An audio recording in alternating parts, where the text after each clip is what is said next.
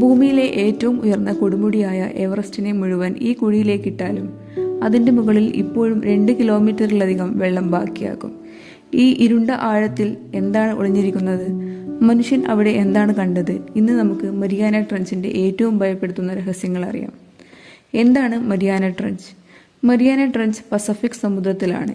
ഇത് ഭൂമിയിലെ ഏറ്റവും ആഴമുള്ള സമുദ്രഭാഗമാണ്. ഏകദേശം 11 കിലോമീറ്റർ ആഴമുണ്ട്.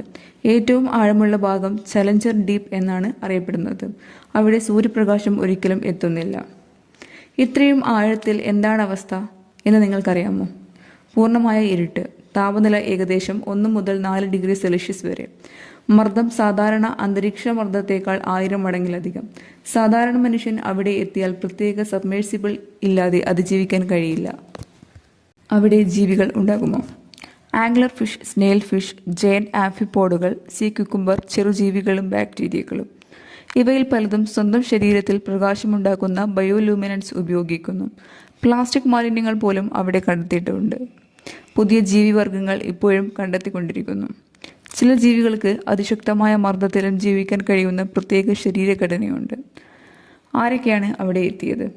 1960-ൽ ഡോൺ വാൽഷും ജാക്ക് പിക്കാർഡും ആദ്യമായി എത്തി. പിന്നീട് പ്രശസ്ത സംവിധായകൻ ജെയിംസ് കാമറൺ ഒറ്റയ്ക്ക് സബ്മേഴ്സിബിളിൽ എത്തി. ഇന്നും വളരെ കുറച്ച് ആളുകൾക്ക് മാത്രമാണ് ഈ ആഴത്തിൽ എത്താൻ കഴിഞ്ഞിട്ടുള്ളത്. ഇതുവരെ കണ്ടെത്താത്ത ആയിരക്കണക്കിന് ജീവിവർഗങ്ങൾ ഉണ്ടാകാം.